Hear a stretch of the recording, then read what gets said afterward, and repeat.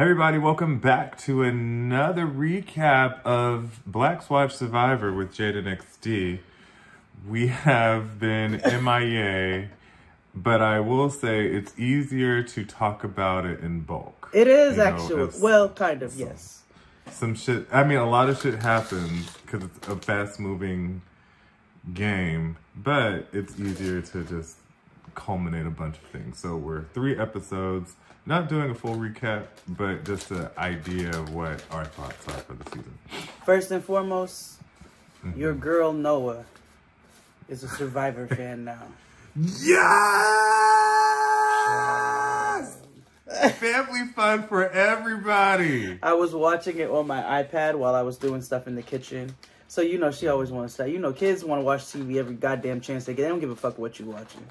So she comes scooting by. What you watching? I said Survivor. It was one of the challenges. I feel like it was the challenge on episode 2, maybe. Because, what's the black man's name? The lying ass surgeon. The other one. Oh, James. John. I think John was doing something in that challenge. And Noah was like, go black people! Go black people! Oh, Josh. and she was, which... I can't wait to have the all skinfolk and kinfolk conversation with her because Josh. Yeah, Josh. He not But also she thought what I thought. She was like, Team Soka. Ooh, that might I was like, it's not that Soka, girl. It's not that Soka. Yeah. But yes, that's so just adorable. A couple notes for you. That was me when I was a kid watching Survivor. How long has this goddamn show been out? Since 2000, and I've been watching it since the year 2000. It's craziness. That is madness. Okay, well, let's get going. So we have 3 episodes. So the second episode focused on this really weird love showmance situation with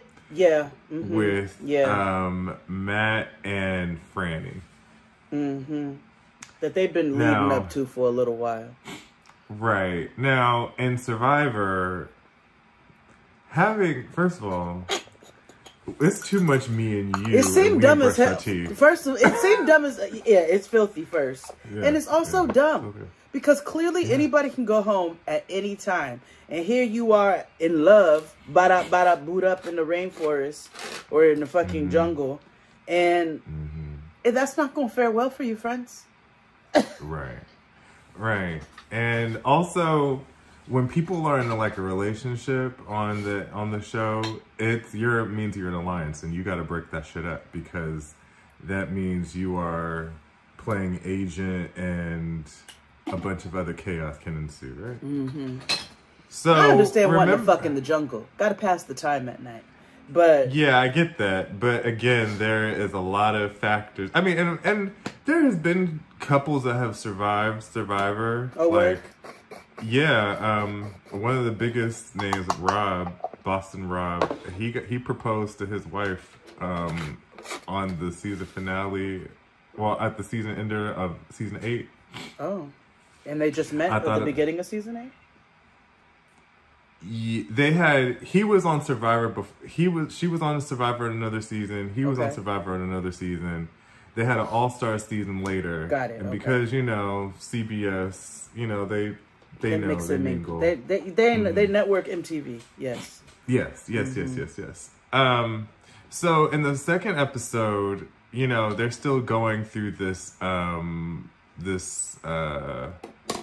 birdcage situation, right? Who gets the key and blah, blah, blah, blah, blah. And remember last time, the big nigga got it, Brandon, from the other team, but he couldn't do anything. But he got the white girl out though, so much power to him. Right. So on Soka, Danny found the key. And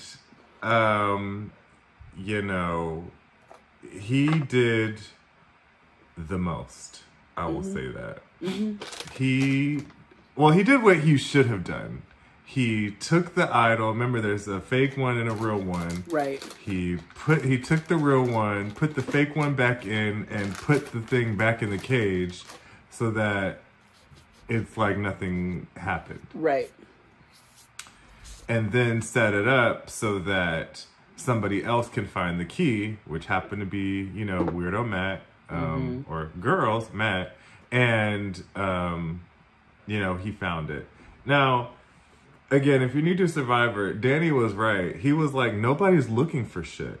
Like, in my head in Survivor, regardless if I know it's going to put a target on my back or whatever, I need to go look for an idol. I know it's there. It's going to save me the game. Fuck y'all. And two, I'm bored. And then they also do, like the way he, because I was just as irritated as him. He was like, "It's right there. It's right there."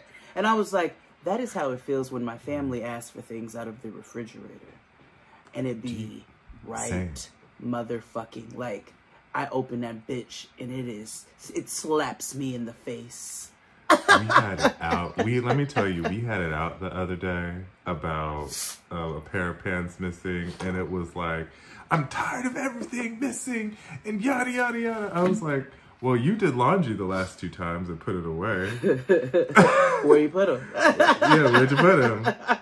And when I tell you, I waltzed gingerly, just do, and I was like, I don't even say nothing no more. I just be like,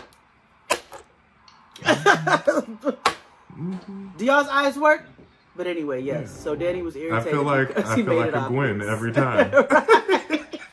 Yeah. A Gwendolyn. Yeah. Not a Gwendolyn. Yes, a Gwendolyn. Yeah, yes.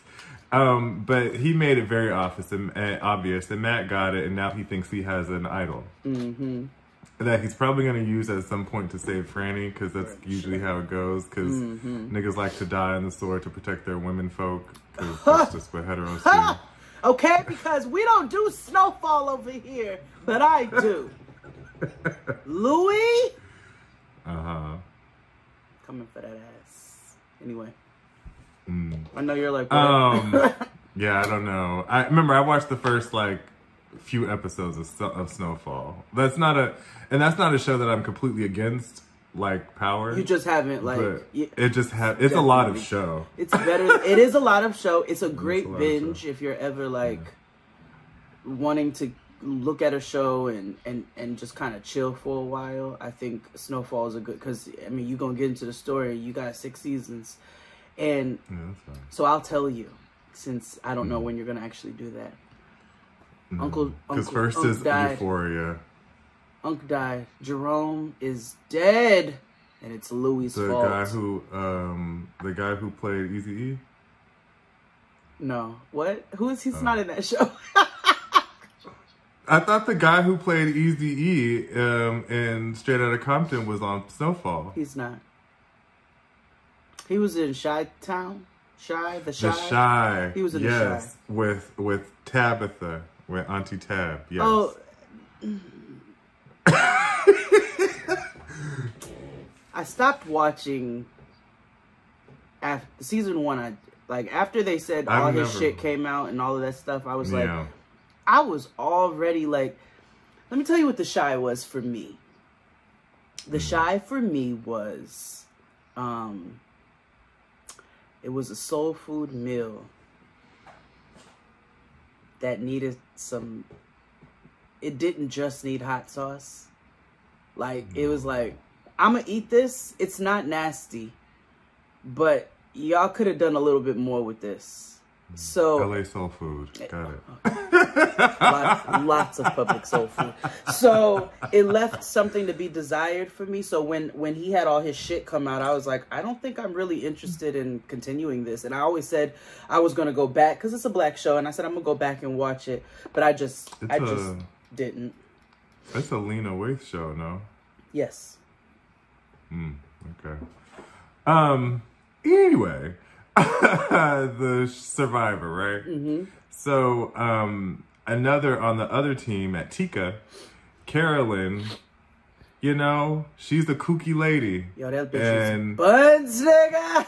But I gotta be honest, after the last 3 episodes, I've grown to appreciate her, especially the last episode where she was like, y'all niggas ain't gonna play me. And they tried to play her. Carolyn is batty.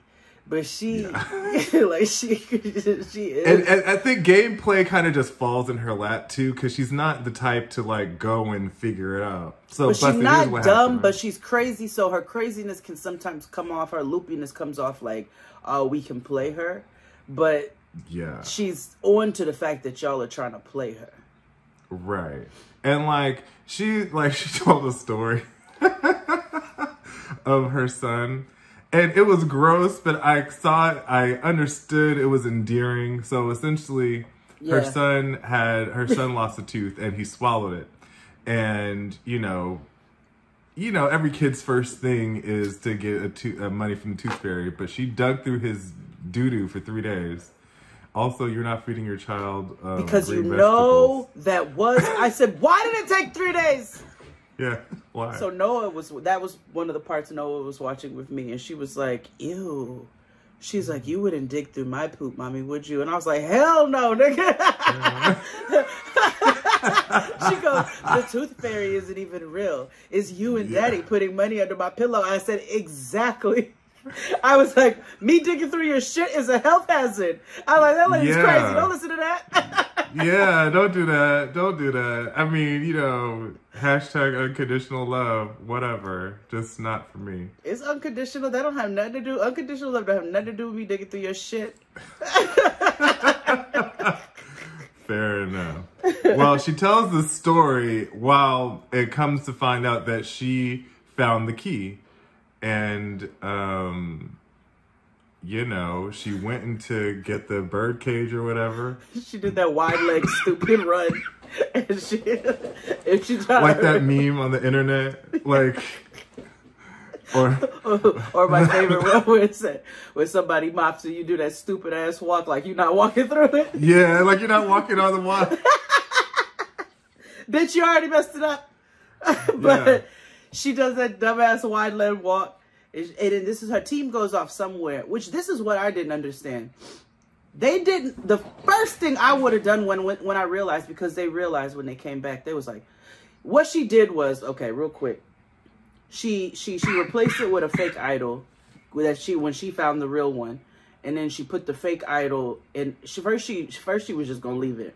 And then she was like, nah, let me put it back so it looks like something is still in there and they don't think it's gone, and I'm going to replace it with a fake idol.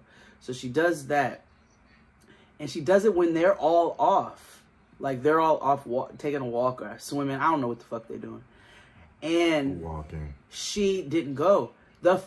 So they come back and she thinks that she was slick with it. She was not. Immediately they were like, somebody's been in the cage. Somebody open the back. And so they realize it and they're like trying to figure out at that point. And then they start volunteering. Okay, well, I'll open my bag. Y'all can see my shit. But not once did anybody say Carolyn wasn't with us when we went on our walk. It might be her. Excuse me. Blessings. It might be her. And I was like, why? That would have been the first fucking thing out of my mouth. Well, Carolyn ain't show us her bag. Carolyn wasn't with us so how we know it wasn't that bitch? These niggas are not very smart. Hold that thought. Survivor, and XD had to. Oh. What a pitiful day. They're not that big. They just look it in this hoodie. Oh, sorry. They're not that big at all. So in that second episode, Carolyn's team loses, and they have to figure out who they're going to vote out. Little boy that looked like Darlene's husband on Roseanne, Carson, he's stuck in the middle because he don't know whether to align with the girls who are really strategic, Asian Helen and Sarah. Yeah. And but then there's Jam and Carolyn. And I know in his head he could figure out, like, who can I run the most? Will it be, I can't outlast these Asian Helen and Sarah. Yeah. Because they're too smart. or they're just as smart as me. So he thinks. Yeah. He thinks he can outwit Carolyn and Jim. If for whatever god awful reason you want more Jade and XD, make sure you subscribe to us on Patreon.